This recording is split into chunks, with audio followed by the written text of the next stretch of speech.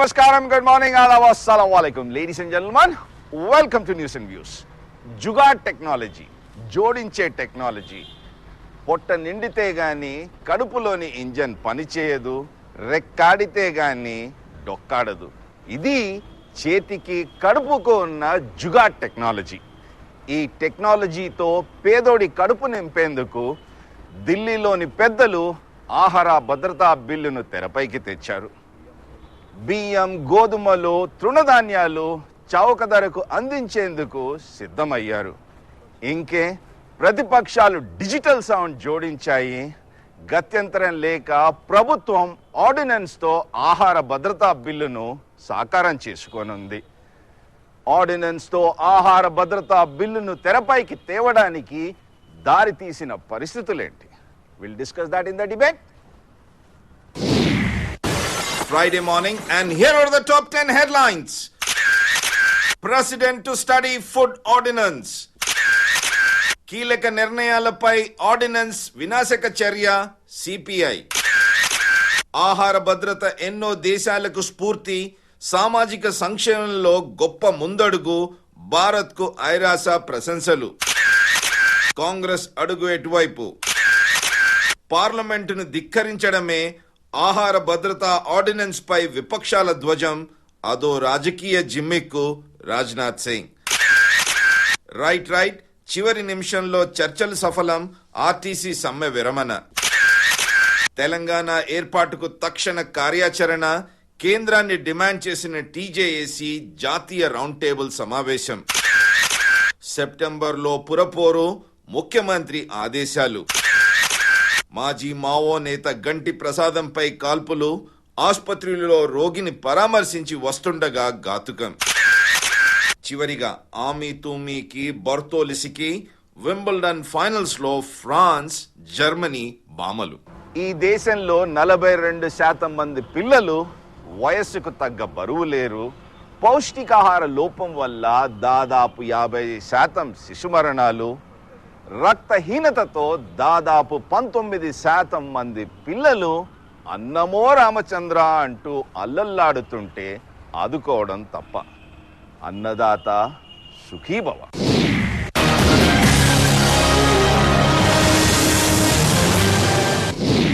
అన్నమో రామచంద్ర, ప్రతిపక్షాలు గరం గరం. 3 రూపాయలకే కిలో బియ్యం, 2 రూపాయల కిలో గోధుమలు, రూపాయికి తృణధాన్యాలు అయినా అంతర్జాతీయ ఆకలి సూచీలో 67వ స్థానం. ఎట్టకేలకు యూపీఏ ప్రభుత్వం పంతం నెగ్గించుకుంది. 2009 మేనిఫెస్టోకు అనుగుణంగా ఆహార భద్రతా బిల్లు అమలుకు ఆర్డినెన్స్ జారీ చేయాలని సంసిద్ధులయ్యింది. ప్రధాని అధ్యక్షతన సమావేశమైన కేబినెట్ ఈ పథకానికి ఏకగ్రీవంగా ఆమోదం తెలిపింది. ఇక రాష్ట్రపతి పచ్చజెండా ఊపాలి. బడ్జెట్ సమావేశాల్లోనే ప్రతిపాదించాలనుకున్న 2011 ఆహార భద్రతా బిల్లు ప్రతిపక్షాల పోరు మధ్య వాయిదార్పణమయ్యింది. ఇప్పటికే బీజేపీ పాలిత ఛత్తీస్గఢ్, మధ్యప్రదేశ్ లాంటి రాష్ట్రాలు తిండి గింజలు కేవలం రూపాయి లెక్కన పంపిణీ చేస్తున్నాయి. సమస్యల్లా ఆర్డినెన్స్ అమల్లోకి వచ్చాక 6 నెలల్లోపు ఉభయ సభలు దీనికి ఆమోదం తెలపాల్సి ఉంటుంది. రాష్ట్రపతి ఆమోదం తెలపగానే యూపీఏ ప్రభుత్వం ఆగస్టు మొదటి వారంలోగా అమల్లోకి తేవాలని యోచిస్తుంది. పనిలో పాటు సాధ్యమైనంత త్వరగా పార్లమెంట్ ఆమోదంతో చట్టంగా మార్చాలన్నది ప్రభుత్వ ఆలోచన. ప్రతిపక్షాలు ఇప్పటికే ఈ బిల్లుపై అభ్యంతరాలు వ్యక్తం చేస్తున్నాయి. ప్రశ్నల్లా శీతాకాల సమావేశాలు దగ్గరవ్వనున్న నేపథ్యంలో ఆర్డినెన్స్ తేవాలనుకోవడంలోని ఆంతర్యం ఏంటి? ప్రతిష్టాత్మకంగా చేపట్టిన ఈ పథకం ఆమోదం కోసం ప్రభుత్వం పార్లమెంట్ ప్రత్యేక సమావేశాలను ఎందుకు ఏర్పాటు చేయలేకపోయింది? ద్రవ్యోల్బణంతో అల్లల్లాడుతున్న పేద బలహీన వర్గాలకు ఈ పథకం ఎంతవరకు ఉపయోగపడుతుంది? అన్నదాత సుఖీభవ. ఓకే, అన్నదాత సుఖీభవ ఈ అంశాన్ని విశ్లేషించడానికి ఈరోజు స్టూడియోలో బీజేపీ ఉపాధ్యక్షులు గుజ్జుల ప్రేమేందర్ రెడ్డి గారు, వారి పక్కన సిపిఎం పార్టీ సీనియర్ నాయకులు సారంపల్లి మల్లారెడ్డి గారు, వారి పక్కన తెలుగుదేశం ఉపాధ్యక్షులు ఈ పెద్దిరెడ్డి గారు సిద్ధంగా ఉన్నారు. కాంగ్రెస్ సీనియర్ నాయకులు బూదాటి రాధాకృష్ణయ్య గారు కూడా జాయిన్ అవుతారు. సారంపల్లి మల్లారెడ్డి గారు, మీతో ప్రారంభిద్దాం. ప్రతిసారి వాదిస్తూ ఉంటారు, చేపలు పట్టడం నేర్పండి, వండి వెండి పల్లెంలో వడ్డించొద్దంట. ఇప్పుడు అదే జరుగుతుందంటారు. 2011 డిసెంబర్లో కేబినెట్ ఆమోదించింది ఆహార భద్రతా చట్టం తేవాలని. ఆ ఆహార భద్రతా చట్టం తేవడం ఎవరికి? దారిద్ర్య రేఖకు దిగువనున్న వాళ్లకు. దారిద్ర్య రేఖకు దిగువనున్న వాళ్ళ యొక్క స్కేల్ నిర్ణయించడానికి టెండూల్కర్ కమిటీ వేశారు. వాళ్ళు 37% దారిద్ర్య రేఖకు దిగువనన్నారు. ఆ తర్వాత వాద్రా కమిటీ వేశారు. ఆ తర్వాత సక్సేనా కమిటీ వేశారు. సక్సేనా కమిటీ ఏమిటంటే వాళ్ళు 77% దారిద్ర్య రేఖకు దిగువనున్న వాళ్ళని చెప్పారు. ఈ దారిద్ర్య రేఖకు దిగువనున్న వాళ్ళ యొక్క గీటును తేల్చలేక, ఎంత ఆదాయం వస్తే దారిద్ర్య రేఖకు దిగువనున్న వాళ్ళు అనే సంఖ్యను తేల్చలేక ఇంతకాలం పెండింగ్ పెడుతూ వచ్చామని చెప్పని కాంగ్రెస్ చెప్పింది. కానీ ఇప్పటికే భారతదేశంలో 67% దాదాపు చౌక డిపోల ద్వారా ఆహార ధాన్యాలు వాళ్ళకు సరఫరా చేస్తున్నారు. అందులో మన రాష్ట్రంలో ప్రధానంగా ఏంటంటే ఇప్పుడు రూపాయి కిలో బియ్యం ఇస్తూ ఉన్నారు. ఇప్పుడు కేంద్రం మన రాష్ట్రానికి ₹5.60 కిలో బియ్యం ఇస్తున్నది. రాష్ట్రం ₹4.65 సబ్సిడీ భరించి రూపాయికి ఇస్తున్నది. ఇప్పుడు మనకు అదనంగా వచ్చేటటువంటిది ఏమీ లేదు. అలాగే బీజేపీ రాష్ట్రాలు కానీ ఇతర రాష్ట్రాల్లో కానీ అదనంగా వచ్చే సోర్స్ ఏమీ లేదు. అలాంటప్పుడు ఇప్పుడేదో ఈ బియ్యం ఇవ్వడం వల్లనే ఎక్కువ పెరుగుతుంది అంటే, ఇప్పుడు రూపాయికి ఇచ్చేటటువంటి బియ్యం రేపు ₹3 అవుతాయి అంతే తప్ప అదనపు భారం పడుతుంది తప్ప మరొకటి కాదు. అందువల్ల ఆహార భద్రతా బిల్లే వద్దా, లేకపోతే తేవడం తప్పంటారు? ఆహార భద్రతా బిల్లు యొక్క ప్రవేశపెట్టడంలో ఉన్న లోపాలు ఏమిటంటే, ఇప్పటికే ఉన్నటువంటి దానికన్నా అదనపు సౌకర్యం కనుక ఉంటే మీరు బిల్లు తీసుకురండి. కానీ అదనపు సౌకర్యం లేదు. పైగా ఇదేమిటంటే బూస్ట్ ఇవ్వడానికి మేము 1,24,000 కోట్లు ఖర్చు పెట్టబోతున్నాను. ఇప్పటికి ఆల్రెడీ 91,000 కోట్లు ఖర్చు పెడుతున్నారు. అందువల్ల ఏమిటంటే ఈ బిల్లు మొన్న పార్లమెంట్లో పెట్టాలి, లేదా రేపు ఒక వారం రోజులు సాగనివ్వరు. మీరు పార్లమెంట్ సాగనివ్వరు, పదే అడ్డుకుంటారు. ఇంకా వేరే గత్యంతరం పార్లమెంట్ లో తనకు అనుకూలమైనటువంటి బిల్లులు గిలిటన్ చేసుకుంది. తనకు అనుకూలమైనటువంటి ఇప్పుడు తీసుకొస్తామన్నారు, బిల్లు తీసుకొస్తామంటే మీరు మంత్రులు రాజీనామా చేయాలంటూ పట్టుబడ్డారు. ఆర్థిక బిల్లును ఆమోదింపజేసుకున్నారు. ఎలా చేసుకున్నారు? అప్పుడు మాత్రం ఎదురు తిరగలేదేమిటి? అందుకోసం వాళ్ళు పెట్టదలుచుకుంటే గిలిటన్ చేసుకుంటారు, ఎవరు హాజరైనా కాకుండా. వాళ్ళ ఉద్దేశం అది కాదు. వాళ్ళ ఉద్దేశం ఏంటంటే దీంట్లో చర్చనీయాంశం చేసి మేమేదో మంచి చేస్తామంటే ప్రతిపక్షాలు అడ్డం పడుతున్నాయని చెప్పుకోవడానికి తప్ప నిజానికి ఈ ఆహార భద్రతకు కావాల్సినటువంటి ధాన్యం ఉత్పత్తి గురించి చర్చ లేదు. ఇప్పుడు ఈ ఆహార భద్రత కనుక 6 కోట్ల టన్నులు కేటాయిస్తే మిగతా వాళ్ళకు ఆహార ధాన్యాల భద్రతకు ప్రమాదం ఏర్పడుతుంది. అదొకటి. రెండవది, ఇప్పుడు చూడండి, ఏపీఎల్ వాళ్ళు ఉన్నారు. ఏపీఎల్ వాళ్ళకు ₹9 కిలో బియ్యం చొప్పున ఇది ఇవ్వాలి.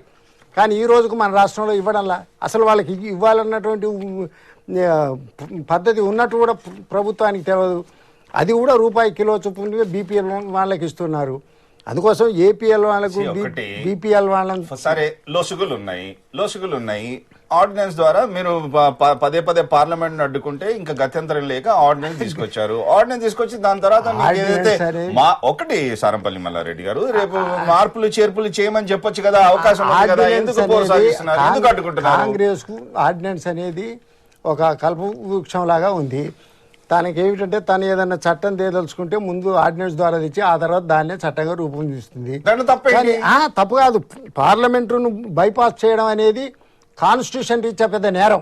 ఎందుకంటే వారం రోజులు ఒకటి విరాళాల పేరిట ఆస్తులు పోగేసుకుంటే దానికి ఆర్డినెన్స్ ఇస్తే మీకు దాంట్లో తప్పు లేదు. కానీ పేదోడిని ఆదుకోవడానికి ఆహార భద్రతా బిల్లుకు ఆర్డినెన్స్ ఇస్తే దాంట్లో మీకు తప్పు. కనుక అక్రమంగా ఆస్తులు సంపాదించుకుంటే అక్రమంగా ఆస్తుల పేరిట విరాళాలు తీసుకురామన్నారు. దానిపై ఆర్డినెన్స్ తీసుకొచ్చింది పార్టీస్, పబ్లిక్ అథారిటీస్ కాదని. దానికేమో మీరు ఓకే సరే అంటారు, ఇక్కడ మాత్రం మీరు పేదోడికి సాయం చేస్తుంటే అడ్డుకుంటారు. పొలిటికల్ పార్టీస్ తీసుకున్న విరాళాలు అక్రమం అయితే వాళ్ళ మీద కేసు పెట్టొచ్చు, ప్రభుత్వం కాంగ్రెసే కదా, ఒక్కటి వాళ్ళు ఎందుకు పెట్టడం లేదు అంటే పార్లమెంట్ చట్టబద్ధంగా కాంగ్రెస్ నాయకులు లేరు, ఆయన సమర్థించుకోవాలి. అయినా కానీ ఇంతవరకు నేను ఆ పార్టీ పాత్ర పోషిస్తాను. మీరు పదే పదే పార్టీ పార్లమెంట్ అడ్డుకుంటే నేను ఏం చేయమంటారు చెప్పండి. చట్టబద్ధంగా గనక విరాళాలు వసూలు చేస్తే నోరు మూసుకొని ఊరుకుంటారు. చట్ట రహితం కనుక చేస్తే వాళ్ళు ఆటోమేటిక్ కేసు పెడతారు. వాళ్ళు మీకు అనుకూలంగా ఉంటే ఆర్డినెన్స్ సరే, మీకు అనుకూలంగా లేకపోతే ఆర్డినెన్స్ వద్దు. ఈ గందరగోళం కావాల్సింది ఏంటంటే 2014లో మళ్ళీ పీఠం మీదకి రావాలి. దానికోసం బీజేపీ వాళ్ళకి లేదా, తెలుగుదేశం వాళ్ళకి లేదా, ఇంకా వైఎస్ఆర్సీపీకి లేదా, అందరికి ఉంది. కానీ అధికారాన్ని దుర్వినియోగం చేయడం అనేది ఏ విధంగా అధికారం మొన్న వారం రోజుల క్రితం పార్లమెంట్ జరిగింది, అప్పుడు పెట్టలేదు. రేపు ఇంకో వారం రోజులకు రాబోతుంది, అందులో పెట్టుకోవచ్చు. తర్వాత దానిలో ఉన్నటువంటి లొసుగుల గురించి బీజేపీ నుంచి మొదలుకొని అందరూ చెప్పారు ఫలానా. ఇప్పుడు ఒక విషయం చెప్పండి, 6 మాసాల నుంచి 6 సంవత్సరాల లోపు ఉన్నటువంటి వాళ్ళను వ్యక్తులుగా గుర్తించాం అన్నారు. అంటే వాళ్ళకు ఈ ఆహార భద్రత నుంచి మినహాయింపు చేస్తారు. కానీ రోజు మీ టీవీలో ఏం చెప్తున్నారు, పౌష్టికాహార లోపం తరివేయండి అంటున్నారు. అసలు పౌష్టికాహారం గురించి చర్చే లేదు.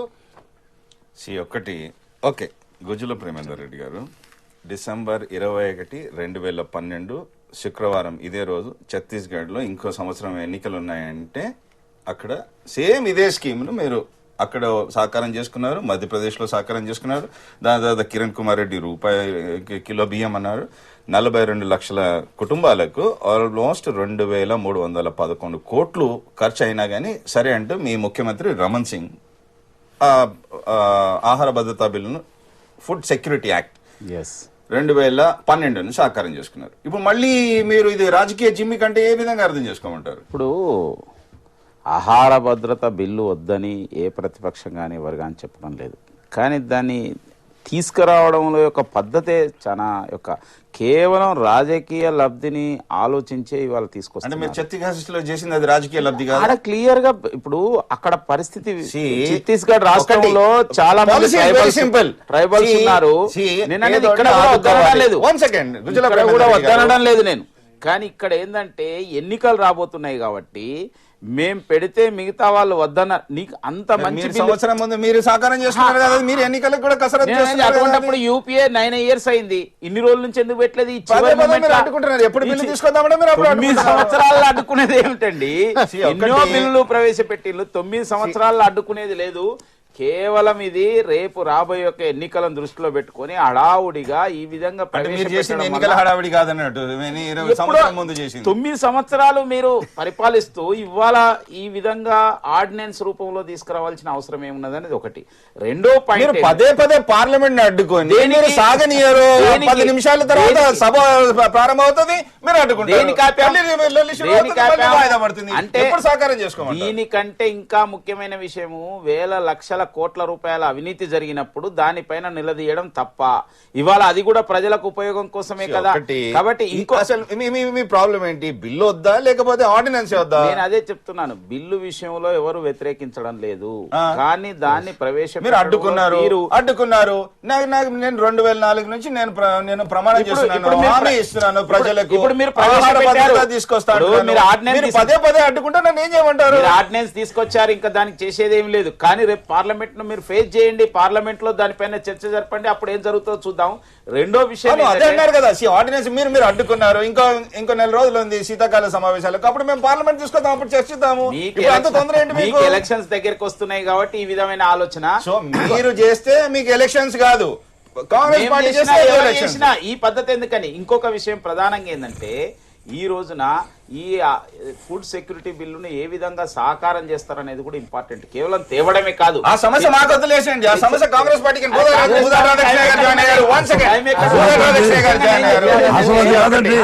ఆంధ్రప్రదేశ్ లో కూడా స్టేట్ గవర్నమెంట్ ఒక రిపోర్ట్ ఇచ్చింది. ధాన్యం విషయంలో 2800 రూపాయల పైన ఖర్చు అవుతుంది state government report. Central government మద్దతు ధర ఎంత ప్రకటించింది? ఫుడ్ సెక్యూరిటీ ఏ విధంగా సాకారం అయితే రైతుల ఛత్తీస్గఢ్ 1 సెకండ్ బుధాటి రాధాకృష్ణ గారు టేక్ బుధాటి రాధాకృష్ణ గారు ఆన్ ఎయిర్. ఒకటి డిసెంబర్ 21, 2012 మీరు ఏదైతే food security act, Chhattisgarh food security act ఏదైతే సాకారం చేసుకున్నారో 2311 కోట్లు రాష్ట్ర ప్రభుత్వానికి ఖర్చు అవుతాయి. మీరు ఎక్కడి నుంచి చేస్తున్నారు డబ్బులు అవి? మీరు చూడండి, ఛత్తీస్గఢ్ యొక్క ఇవాళ యాక్ట్ అనేది దేశం మొత్తానికి ఆదర్శమైంది. అక్కడ అనేక మంది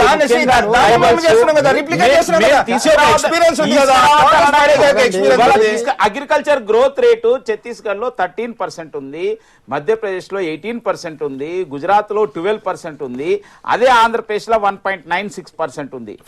national average is very low.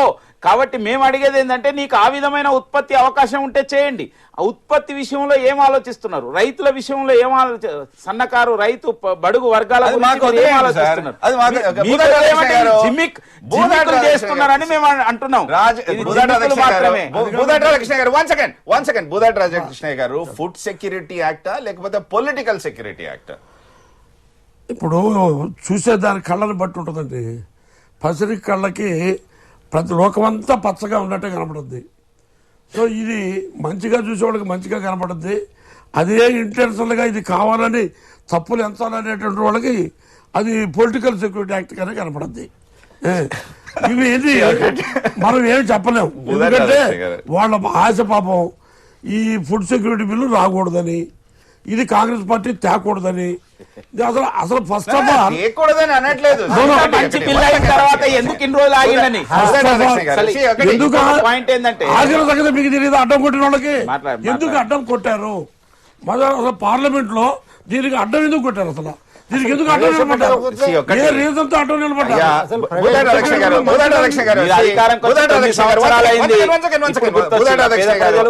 Radhakrishna గారు 2004, 2009 మీ కాంగ్రెస్ మేనిఫెస్టో ఉంది. కాంగ్రెస్ మేనిఫెస్టోలో మీరు చెప్పిందల్లా కానీ the Indian National Congress pledges to enact a right to food law 25 కిలోల బియ్యం అంటారు. 2004, 2009 కూడా అదే చెప్పారు. 3 రూపాయల కిలో బియ్యం ఇస్తున్నాను. ఇచ్చిన తర్వాత ఓకే, ఇంకా వచ్చిన ప్రభుత్వంలో ఏర్పాటైన 100 రోజులకే ఫుడ్ సెక్యూరిటీ యాక్ట్ తీసుకొస్తామన్నారు. ఆ విధంగా చేయలేదు. 9 ఏళ్లు సాగాయి. ఇంకో 100 రోజులు ఎన్నికలు ఉంటే ఇప్పుడే తేడానికి మీకు దారితీసిన పరిస్థితులు ఏంటి? ఎన్నికలకి ఈ బిల్లు తేవడానికి ఈ రోజు స్టార్ట్ చేయలేదండి. ఎన్నికలు వస్తానే, ఎన్నికల ప్రపోజల్ పెడతానే 100 రోజుల ముందు ప్రారంభించలేదు.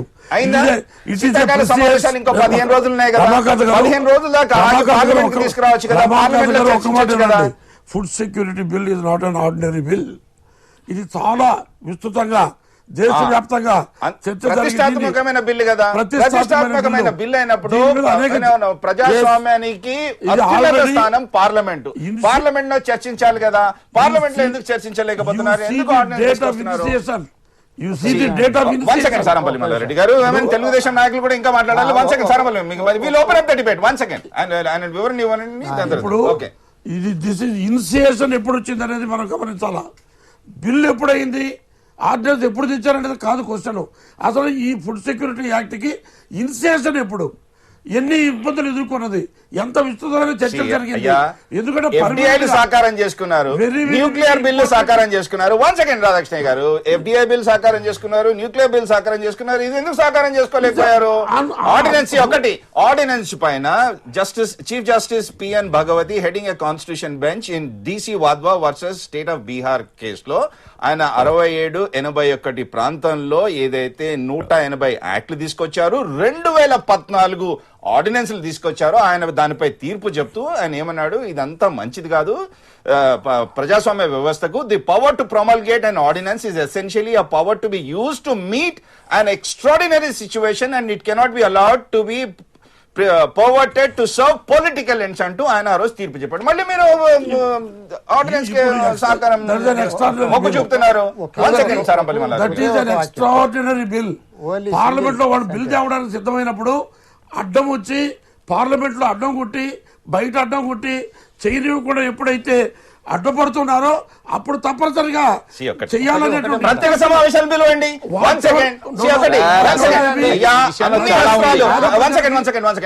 బుధాటి రాధాకృష్ణ గారు 1 సెకండ్. అన్ని అస్త్రాలు మీ చేతిలో ఉన్నాయి. 1 సెకండ్ సారంపల్లి మల్లారెడ్డి గారు, అన్ని అస్త్రాలు మీ చేతిలో ఉన్నాయి. పార్లమెంట్ ప్రత్యేక సమావేశాలు పిలవండి. Only food bill, food security bill మేము డిస్కస్ చేస్తాం. ఇప్పుడు అఖిలపక్ష సమావేశాలు అడ్డం కొట్టి పార్లమెంట్ లో కూడా అడ్డం కొట్టి దేనికి అడ్డుకుంటారు? ప్రత్యేక సమావేశాలు జరుగుతున్నది ఏమిటి? ప్రత్యేక సమావేశాలు అడ్డం కొట్టి ఈ సమస్య అంతా స్టార్ట్ అయింది తెలుగుదేశం పార్టీతోనే 1983 తర్వాత ఏ రోజు అయితే పెద్దిరెడ్డి గారు రియాక్షన్ అయ్యా పెద్దిరెడ్డి గారు పెద్దిరెడ్డి గారు ఈ సమస్య అంతా స్టార్ట్ అవడానికి మీరే కారణం. 2 రూపాయల కిలో బియ్యమని మీరు ఆ రోజు వాదించకపోతే ఈ సమస్య ఉండకపోయేది, ఇవన్నీ తలనొప్పులు ఉండకపోయేది. అది మీరు ఆ రోజు రాజకీయ జిమ్మిక్ చేసిన, ఈ రోజు వాళ్ళు కూడా రాజకీయ జిమ్మిక్లు చేస్తున్నారు. పెద్దిరెడ్డి గారు సమాధానం చెప్పండి. ఇక్కడ రాజకీయ జిమ్మిక్లు ఎప్పుడంటారంటే ఎన్నికలు 1 సంవత్సరం 6 నెలలు ఉన్నాయన్నప్పుడు ఏదైనా ఇలాంటి నిర్ణయాలు తీసుకుంటే రాజకీయ జిమ్మిక్స్ అంటారు. ఎన్టీ రామారావు గారు ముఖ్యమంత్రి కాగానే మొదటి రోజునే ఆయన 2 రూపాయల కిలో బియ్యము, సగం ధరకే చీరాదోతి, పేదవాళ్లకు పక్కా గృహ నిర్మాణం అనే స్కీమ్ తీసుకుని 17 సంవత్సరాలు అమలు చేసినాం మేము. అది ఎన్నికల కంపారిజన్ అవసరం లేదు.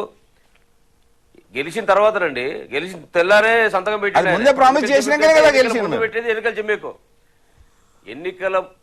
గెలిచిన తర్వాత ఫస్ట్ డిసిషన్ అంటున్నా నేను.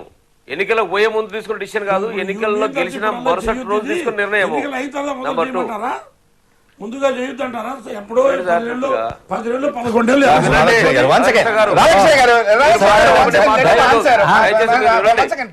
నెలలు అదే చర్చ ఏమిటంటే అసలు అడ్డుపడ్డది ఒకటి వాళ్ళందరూ కలిసి వచ్చారు పెద్దిరెడ్డి గారిని కంప్లీట్ చేయండి, మీకు సమాధానం చెప్తాను. ఇప్పటికీ శరద్ పవార్ గారే అడ్డం పడుతున్నాడు. నేను పూర్తి అయ్యండి, మీరు అనవసరంగా మధ్యలో ఇంటర్ప్రిట్ చేయొద్దు. మీరు మాట్లాడినప్పుడు నేనేం మధ్యలో రాలేదు. నేను దాన్ని వ్యతిరేకించినట్టుగా మీరు ఇమ్మీడియట్ గా ఇంటరాక్ట్ కావాల్సిన అవసరం లేదు, రియాక్ట్ కావాల్సిన అవసరం లేదు. పేదవానికి కడుపు నిండా తిండి పెట్టాలనుకునేటువంటి సదాలోచన, మంచి ఆలోచన ఎవరికి వచ్చినా దాన్ని ఎవరు కూడా వ్యతిరేకించరు. తెలుగుదేశం పార్టీ ఎప్పుడు కూడా దాన్ని వ్యతిరేకించదు. ఇక్కడ ఆర్డినెన్స్ అనేటువంటి విధానం ద్వారా తీసుకురావాల్సిన అవసరం ఏమొచ్చింది అనేది వారు ప్రశ్నిస్తా ఉన్నారు అక్కడ ఉన్న వాళ్ళు. నేనేమంటున్నంటే ఆహార భద్రత బిల్లు ఆర్డినెన్స్ ద్వారా తీసుకురావాలనుకుని ఎంతైతే మీరు అనుకుంటున్నారో ఆహార ఉత్పత్తుల పైన కూడా భద్రత కల్పించవలసిన బాధ్యత ఉన్నది. భవిష్యత్తులో మన దేశానికి సరిపడే ఆహార ఉత్పత్తులు జరిగే అవకాశం లేనటువంటి ఇండికేషన్స్ మనకు కనపడతా ఉన్నాయి. మనకు ఉన్నటువంటి యొక్క రేషియో చూసినట్టయితే, గ్రోత్ రేట్ చూసినట్టయితే, అగ్రికల్చర్ ప్రోడక్ట్ గ్రోత్ రేట్ చూస్తే క్రమక్రమంగా పడిపోతా ఉంది, జనాభా పెరిగిపోతా ఉంది. మనం మళ్ళీ వేరే దేశాలపైన డిపెండెన్సీ అనేటువంటి ఇష్యూ వచ్చినప్పుడు మనం ఆయిల్ దిగుమతి చేసుకుంటేనే మనం డాలర్ విలువ పెరిగిపోయి రూపాయి విలువ తగ్గిపోతా ఉంది. రేపు మనకు ఉన్నటువంటి ఫుడ్ గ్రెయిన్స్ కూడా మనం సరిపోయేంత మనం ఉత్పత్తి చేసుకోకపోతే, దానిపైన శ్రద్ధ వహించకపోతే, ఆ సెక్టార్ మర్చిపోతే, ఇది కూడా మనం దిగుమతి చేసుకునే పరిస్థితి వస్తే ఈ దేశం తాకట్టు పెట్టబడుతుంది. దానిపైన దృష్టి పెట్టాల్సిన అవసరం ఉందని చెప్పి నేను చెప్తా ఉన్నాం. సముద్ర అవసరం అని చెప్తా ఉన్నాం. 1,20,00,000 మంది, 120 కోట్ల జనాభాలో ఇలా 100 కోట్ల మీరు ఇవ్వాలనుకుంటున్నారు. ఆంధ్రప్రదేశ్ లో అదనంగా మీరు ఇచ్చేదేం లేదు. ఇప్పటికే రాష్ట్రాలు కొన్ని 1 రూపాయికి ఇస్తున్నాయి, మీరే చెప్పిన విశ్లేషించారు. వాళ్ళకి అదనంగా ఒరిగేదేం లేదు దీనివల్ల. అయితే యూనిఫామ్ గా దేశమంతా కూడా పేదవాళ్ళని ఐడెంటిఫై చేసుకుని వాళ్లకు పౌష్టికాహారాన్ని అందించడానికి కొరకు కావాల్సినటువంటి మంచి నిర్ణయాన్ని స్వాగతిస్తాం, ఎవరు కూడా వ్యతిరేకించాం. దానికి ఒక ప్రజాస్వామ్య వ్యవస్థ ఉంది, పద్ధతి ఉంది, విధానం ఉంది. దీన్ని కూడా ఎవరో అడ్డం పడతారని చెప్పి ఆలోచించుకొని మీరు నవంబర్ డిసెంబర్ ఎన్నికలు పోవాలని చెప్పి ఆతుతపడి చర్చ చేస్తే అంత దీనికి అనుకూలంగా మాట్లాడితే వాళ్ళకు కూడా క్రెడిట్ వస్తుందని చెప్పి ఎవరికి క్రెడిట్ రాకుండా ఆ క్రెడిట్ మేము తీసుకొని 10 నెలల తర్వాత ఎన్నికలు రాజకీయం చేసుకోవాలని మీరు దురుద్దేశంతో పోతా ఉన్నారు. ప్రజాస్వామ్య వ్యవస్థ వాళ్ళు మీరు బిల్లులన్నీ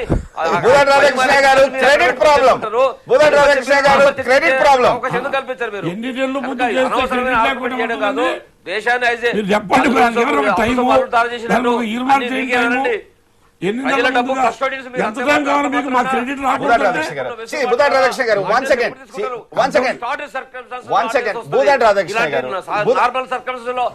అవసరం లేదండి. ఆర్డినెన్స్ అవసరం లేదు, చర్చ జరగాలి, ఆ బిల్లు సాకారం కావాలి. ఒకటి భూదాటి రాధాకృష్ణయ్య గారు, అంకెలున్నాయి. 3 సంవత్సరాలకు దాదాపు 6,820,000 కోట్లు ఖర్చు అవుతుంది. ఒకటేనా అంటే ఏంటి? రా పీటర్ అండ్ పేపాల్ అంటే నాలాంటి బలిసినోడి దగ్గరికి వెళ్ళి గుంజుకొని పేదోడైన మా సారంపల్లి మల్లారెడ్డి గారు మొత్తం జీవితం అంతా రాజకీయాల్లో ఉన్నారు, ఇప్పటిదాకా ఒక స్కూటర్ లేదు, అలాంటి ఆయనకి ఇవ్వాలి. ఈ విధంగా ఉన్నప్పుడు 71% ఇన్కమ్ ట్యాక్స్ ఏదైతే వస్తుందో అది మొత్తం ఈ బిల్లుకే సరిపోదు. ఏ విధంగా చేయనున్నారు? అది 1. క్వశ్చన్ నెంబర్ 2, లోకల్ మార్కెట్లో మీరు ఏదైతే మిల్లర్ల దగ్గర 18 రూపాయలు కొంటున్నారు, రూపాయలకు అమ్మడానికి సిద్ధంగా అయ్యారు. ఈ వ్యత్యాసాన్ని ఎవరు పూడ్చాలి? You have one Peter, you have many Pauls. Paul, rob Peter and pay Paul ఏ విధంగా చేయనున్నారు? ఇప్పుడు నాట్ ఓన్లీ ఈ ఒక్క అగ్రికల్చర్ ప్రోడక్టే కాదండి, ఎవ్రీ ప్రోడక్ట్లో కూడా ఈ తారతమ్యం మన దేశంలో ఉన్నది. ఆ తారతమ్యాన్ని దృష్టిలో పెట్టుకొని ఆ టైం టు టైం జాగ్రత్తలు పడుతూ ఉత్పత్తులు పెంచుకుంటూ దాన్ని సమన్వయపరుచుకుంటూ వచ్చేటటువంటి కెపాసిటీ కలిగిన ప్రభుత్వాలే నిలబడగలవు. అంతేగాని అది ఆ కెపాసిటీ లేని ప్రభుత్వాలు నిలబడలేవు. దాన్ని అసెస్ చేసుకొని మొత్తం ఉత్పత్తుల మీద వీళ్ళకి మామూలుగా ఇన్పుట్ సబ్సిడీలు పెంచుకుంటూ ప్రొడక్షన్ పెంచుకుంటూ వాటర్ రిసోర్సెస్ పెంచుకుంటూ ఇవన్నీ వాస్తవాలు డెవలప్ చేసుకుంటూ ఇవన్నీ వాస్తవాలు. ఒకటి కంపేర్ చేసుకుంటూ గారు చేయగలం అనేటటువంటి ఆ హోప్ తోనే చేయగలం అనే భరోసాతోనే ఈ రోజు ఈ ఫుడ్ సెక్యూరిటీ భరోసా లేకుండా భూదట్ రాధాకృష్ణ గారు, ఈ సమస్యల్లా ఇది ఒక మంచి బిల్లు. ఆ బిల్లు మంచి పటిష్టతతో సాకారం కావాలి, ఆర్డినెన్స్ రూపేణా చేయొద్దంటూ అందరూ వాదిస్తున్నది. వాళ్ళందరూ కూడా చర్చ జరగాలంటూ అడుగుతున్నదల్లా. ఒకటి, రూపాయి మారక విలువ తగ్గుతా ఉంది. రేపు కరువు కాటకాలే వచ్చాయనుకోండి, 6,682,000 కోట్లు ఖర్చు అవుతుంది 3 సంవత్సరాలు. అంటే నేను కాదు చెప్పినది, ఇది అగ్రికల్చర్ ఎస్టిమేట్సే, వాళ్ళ శాఖనే ఇచ్చిన ఎస్టిమేట్స్ ఇవి. ఆ విధంగా ఉంటే రూపాయి మారక విలువ తగ్గుతా ఉంది. ఎక్కడి నుంచి డబ్బులు తీసుకొస్తారు? ఏ విధంగా తృణధాన్యాలైనా కానీ, బియ్యమైనా, గోధుమలైనా కానీ ధాన్యాలు ఎక్కడ తీసుకొస్తారు? 1 సెకండ్ 3 రూపాయలకు బియ్యము, 2 రూపాయల గోధుమలు, రూపాయికి తృణధాన్యాలు ఇచ్చిన మిగతా ద్రవ్యోల్బణం మాట ఏంటి? 1 సెకండ్ ఆన్సర్ ఏం? This depends upon the will. ఏదో మనసుంటే మార్గం ఉంటుంది అనేటటువంటి చిత్తశుద్ధితో ఉంటే మార్గం ఉంటుంది కదా. ఒకటి, టోటలీ అగ్రీ విత్ యూ భూదట్ రాధాకృష్ణ గారు, I totally agree with you. మనసు ఉంటే మార్గం ఉంటుంది. 1 సెకండ్ భూదట్ రాధాకృష్ణ గారు, మనసు ఉంటే మార్గం ఉంటుంది. క్వశ్చన్ నెంబర్ 1 ఈజ్, గ్యాస్ పై సబ్సిడీలు ఎందుకు ఎత్తేసారు? ఇది ఒక పెద్ద భారం అయింది. ఎంత పెద్ద 33,000 కోట్ల ఎంత ఉంది, దీని ఇది అయింది, క్యాష్ ట్రాన్స్ఫర్ స్కీమ్ అని పెట్టారు. అదైందా? అయిన తర్వాత ఇప్పుడు 6,682,000 కోట్లు 3 ఏళ్లకు ఖర్చు అవుతుందంటే ఎవరిని, దేర్ ఆర్ ఓన్లీ, అందుకే అంటున్నాను, పీటర్లు అన్న వాళ్ళు తక్కువ ఉన్నారు, పాల్స్ అన్న వాళ్ళు ఎక్కువ ఉన్నారు. పీటర్స్ నాలంటే బలిసినోడిని గుంజుకొని పాల్కి ఇవ్వాలని కానీ సరిపోరే. ఎరువుల సబ్సిడీ 20,000. 1 సెకండ్ భూదట్ రాధాకృష్ణ గారు, నేను ఒక మాట చెప్తాను నేనండి. ఇప్పుడు మీరు గ్యాస్ సబ్సిడీ చేశారంటే ఎనీ సబ్సిడీ, ఏ సబ్సిడీ అయినా కూడా ఫార్ ఎవర్, ఎప్పుడూ జీవితాంతం టోటల్గా కంటిన్యూ కావడం అనేది కరెక్ట్ కాదు. ఎనీథింగ్ ఇనిషియల్ గా ఇచ్చిన subsidy that goes again Sarapalli Mallareddy థియరీకి పోతుంది. చేపలు పట్టడం నేర్పండి ఆయన ప్రతిసారి వాదిస్తా అంటాడు. చేపలు పట్టడం నేర్పండి, వండి వెండి పల్లెల్లో పెట్టొద్దంటూ ఆయన ప్రతిసారి వాదిస్తా ఉంటాడు. అదే సత్యం అవుతుంది. ఒక విషయం అండి, మీరు 67% మందికి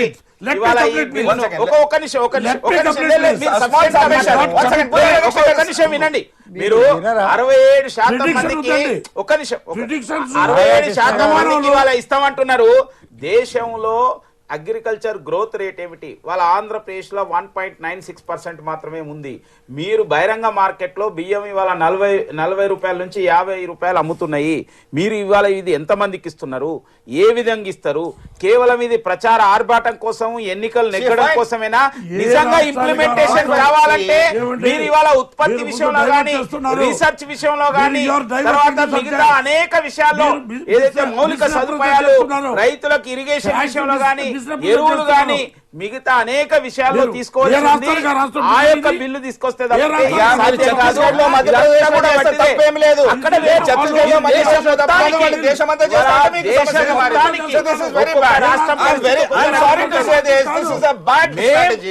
ఇది తేవద్దనడం లేదు, ఇది మీరు చేస్తే తప్పలేదు, వాళ్ళు చేస్తే మేము తేవద్దనడం లేదు. ఎట్లా ఇంప్లిమెంట్ చేస్తారో చెప్పండి అని మేము అది వాళ్ళకి వదిలేయండి, అది వాళ్ళకి వదిలేయండి. మీరు 5 నుంచి 6 లక్షల వాళ్ళకు వదిలేయండి. రమాకాంత్ గారు, నేను ఒక్క మాట చదువు. ఈ రోజు 2 రూపాయల కిలో బియ్యం జరుగుతుంది, రూపాయి చేశాను. ఈ రూపాయి కిలో బియ్యం ఇచ్చే బియ్యం మొత్తం ఆంధ్రప్రదేశ్ లో పండినటువంటి వచ్చిన పంట స్పైరలింగ్ ఎఫెక్ట్స్. భూదట్ రాధాకృష్ణ గారు, ఒకటి ప్రెసిడెంట్ రేపు ఆర్డినెన్స్ కి ఆమోదమే తెలిపాడు అనుకోండి, ఆమోదం తెలుపుతాడు, ఆ విధంగా తెలిపాడే అనుకోండి. ఆగస్ట్ నుంచి మీరు పద్ధతి తీసుకొస్తున్నారు. రాష్ట్రంలో మీరు రూపాయి కిలో బియ్యం ఇచ్చారు. ఆల్రెడీ 6,682,000. 1 సెకండ్, 2,000 కోట్లు. దాన్ని 3 రూపాయలు చేస్తారా, లేకపోతే మళ్ళీ ఆ సబ్సిడీ భారం మీ తల మీద మోయనున్నారా? కాదన్నది మాట. ఒక నిమిషం ఎక్కడ రాజకృష్ణ గారు, ఎన్ని- మీరు బయట సార్, సార్, సార్, ఒక మాట చెప్పలేదు. బయట Already minimum lowest Sanapalli Mallareddy, సమాధానం చెప్పండి. Let me continue. Subject to maximum 3 rupees. ఏ ఎక్కడైనా బయట తెచ్చుకుంటారు? subject to See, ఒకటి. maximum వాళ్ళకి 3 rupees కాదు. అది కాదు. మనం- one second. My question is very straight. Gujarat Radhakrishna గారు, 1 second. గుజరాత్ ప్రేమేందర్ రెడ్డి గారు 1 second. మీరు ఏ విధంగా పోరు సాగిస్తున్నారు, అది పార్లమెంట్ చేశారు, మీకు తప్పలేదు. ప్రభుత్వం దేశమంతా చేస్తాను, మీకు తప్పు.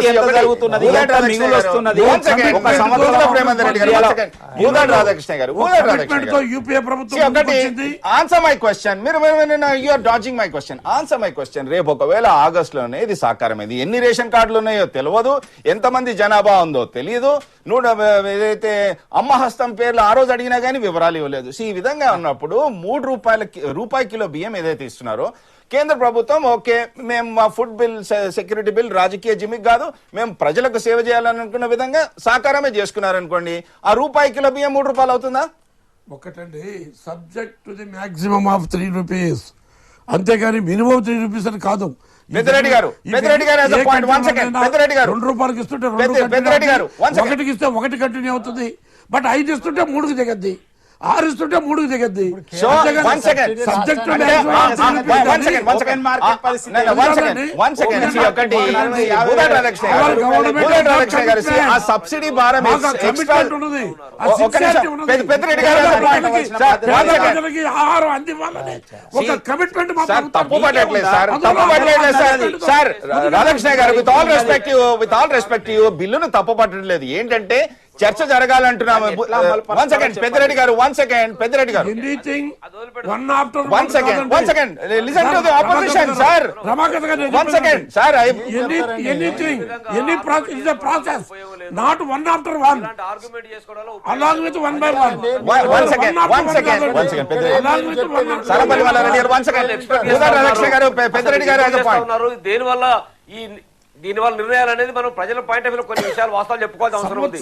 నేను ఏమంటున్నానంటే ఇక్కడ ఇవాళ ప్రపంచంలో అమెరికా దీని ఎదురు దాడి అంటారు భూదాన్ రాధాకృష్ణ గారు. వినండి, ప్రపంచంలో అమెరికా దేశం ఏదైతే ఉందో అగ్రదేశంగా ఉన్నటువంటి అమెరికా దేశము చైనాను పోటీపడే పరిస్థితి లేదు. చైనా పైన వాళ్ళ దృష్టి లేదు, ఇండియా పైన మాత్రమే వాళ్ళ దృష్టి ఉంది. ఇండియాను ఒకటే మార్కెట్ చేసుకుంటా ఉంది. ఇండియా ఆర్థికంగా అతలాకుతలం చేసి తప్ప వాళ్ళ ఆధీనంలోకి పోయే అవకాశం లేదు. అందుకనే వ్యవసాయ రంగాన్ని కుదేలు మనిపించడము, అదేవిధంగా అదనంగా ప్రభుత్వ పరమైనటువంటి ఇలాంటి స్కీముల ద్వారా పరోక్షమైనటువంటి ఖర్చులు పెంచుకోవడము, చివరికి వాటన్ని దిగుమతి చేసుకునే స్థాయికి నెట్టివేయడము, ఆ తర్వాత అపనాస్తం అందించేటువంటి చేతులు దాచే పద్ధతిలో దేశాన్ని తీసుకుపోవాలనుకునేటువంటి ఒక దురుద్దేశము, దురాలోచన ఎక్కడైతే అగ్రరాజ్యానికి ఉందో అగ్రరాజ్యానికి వీళ్ళు సామంతులుగా పనిచేస్తా ఉన్నారు. అందులో భాగంగా వీటి అమలు చేస్తా ఉన్నారు. రుణగ్రస్తమైన దేశంగా మారుస్తా ఉన్నారు. నీతి నిజాయితీగా పని కాదు.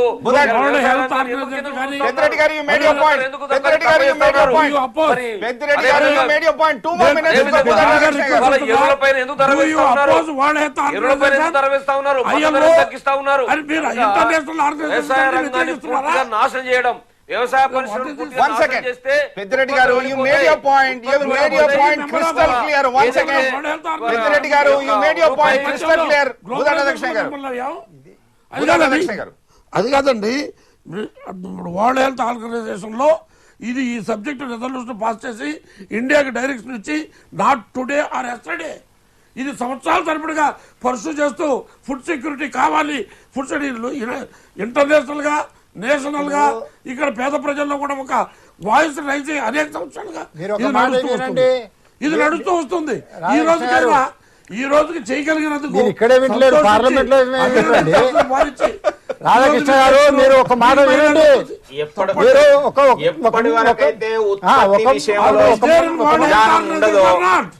ఒకటి వన్ సింపుల్ క్వశ్చన్. ఒకటి రాధాకృష్ణ గారు, సరపల్లి మల్లారెడ్డి గారు, నేను 1 minute. ఆ 1 minute లోనే మీరు 5 కిలోల బియ్యం ఇస్తారు, అతనికి నెలకు 15 కిలోలు కావాలి, మిగతా 10 కిలోలు ఇవ్వకుండా ఫుడ్ సెక్యూరిటీ ఎలా వస్తుంది? 5 కిలోలలో ఇప్పుడు ఆల్రెడీ 4 కిలోలు ఇస్తున్నారు. మీరు ఆహారం ఇవన్నీ ఒకటి బుధాటి రాధాకృష్ణ గారు 30 సెకండ్స్ టు గో. ఒకటి స్పష్టం చేయండి. ఇవన్నీ లొసుగులు ఉన్నాయి. ఇవన్నీ నేనన్నాయి కాదు, ప్రధాని ఆర్థిక సలహాదారుడు రంగరాజన్ అయినా గానీ, నోబెల్ లారెట్ అమర్త్య సేన్ అయినా గానీ ఎన్నో లొసుగులు ఉన్నాయి. మంచి బిల్లు, 1 సెకండ్, మంచి బిల్లు, లొసుగులు ఉన్నాయి. 1 సెకండ్, ఆ లొసుగులపై చర్చ జరగాలంటూ స్పష్టం చేశారు. ఇప్పటికైనా కానీ ఒక్కటి స్పష్టం చేయండి బుధాటి రాధాకృష్ణ గారు, ఇప్పటికైనా కానీ ఒక ప్రత్యేక సమావేశాలను పిలుస్తారా, లేకపోతే ఆర్డినెన్స్ తెచ్చుకోండి, దాంట్లో ఎవరు తప్పులేదు. రాజా సుప్రీంకోర్టు తప్పు పట్టినా మీరు అందరూ చేసుకుంటున్నారు. ఒకటి రేపు అట్లీస్ట్ ప్రత్యేక సమావేశాలు తీసుకొస్తారా, లేకపోతే శీతాకాల పార్లమెంట్ సమావేశంలో దీన్ని చర్చించనున్నారా? అది స్పష్టం చేయండి. రమాకాంత్ గారు, లొసుగులు లేవని మేము చెప్పడం లేదు. ఎన్ని లొసుగులు ఉన్నాయి, లొసుగులు ఉన్నా ఇది ఒక కమిట్మెంట్ తో, ఇంట్రెస్ట్ తో, పబ్లిక్ లో ఇంట్రెస్ట్ తో తీసుకొచ్చినటువంటి బిల్లు. ఆ కమిట్మెంట్ ప్రభుత్వానికి ఉన్నది. దీన్ని తీసుకెళ్లే ముందు టైం టు టైం ఉన్న లొసుగులు కూడా చర్చలు జరుపుకుంటూ ఎప్పుడో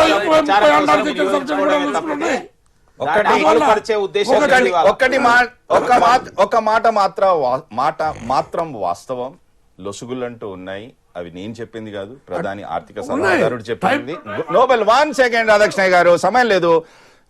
మళ్ళీ will SIT on this debate once again. Amartya Sen గారు కూడా అన్నారు, ఇప్పటికైనా కానీ ప్రజాస్వామ్యానికి గౌరవం పార్లమెంటు. ఈ బిల్లును పార్లమెంట్కి తీసుకెళ్లాలి, పార్లమెంట్లో చర్చించాలి. లొసుగులు ఏదైతే ఉన్నాయంటో ప్రతిపక్షాలను పరిగణలోకి, వాళ్ళ ఆలోచనలు, వాళ్ళ విధానాలను పరిగణలోకి తీసుకుని సవరణ చేస్తే ప్రతి ఒక్క పేదోడిని ఆదుకున్న వాళ్ళం అవుతాం. I will see you tomorrow. Good day and good by.